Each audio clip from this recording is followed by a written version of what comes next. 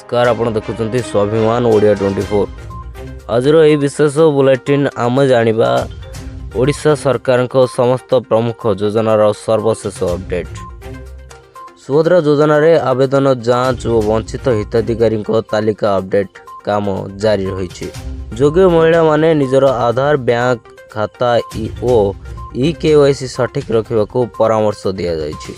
सुभद्रा शक्ति समावेश कार्यक्रम मध्य आसंता दिन में आयोजित हेबो। कृषक योजना राज्य सरकार चाषी को सीधा सड़क डीबीटी माध्यम सहायता प्रदान करुछंती। जो चाषी आवेदन किंबा बैंक विवरण रे समस्या रही सेमाने शीघ्र संशोधन करने को परामर्श दि।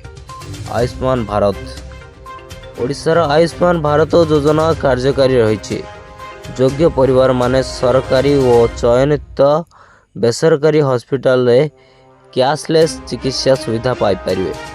मो घर योजना घर नथिबा किंबा कच्चा घर रहुथिबा योग्य परिवार मानकु पक्का घर निर्माण पाई सरकारी सहायता जोगाइबा कार्य जारी रही।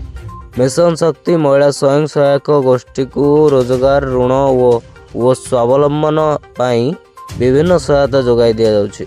मधुबाबू पेंशन योजना वृद्ध विधवा और भिन्नक्षम हिताधिकारी को नियमित पेंशन प्रदान जारी रही। जदि कौन हिताधिकारी टंका पाई नाहंती सेमाने स्थानीय कार्यालय रे जोगाजोग करिपारिबे। छात्र छात्री योजना विभिन्न वृत्ति छात्रवृत्ति और उच्च शिक्षा सहायता योजना रे आवेदन प्रक्रिया जारी रही। योग्य छात्र छात्री समय मध्य आवेदन करंतु। श्रमिक कल्याण योजना पंजीकृत श्रमिक मानक पाई चिकित्सा शिक्षा विवाह और अन्य कल्याण सहायता योजनार लाभ जारी रही।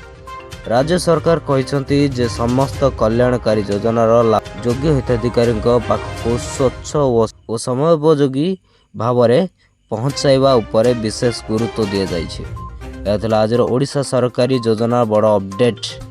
ये ताजा खबर पाई देखुता स्वाभिमान ओडिया 24।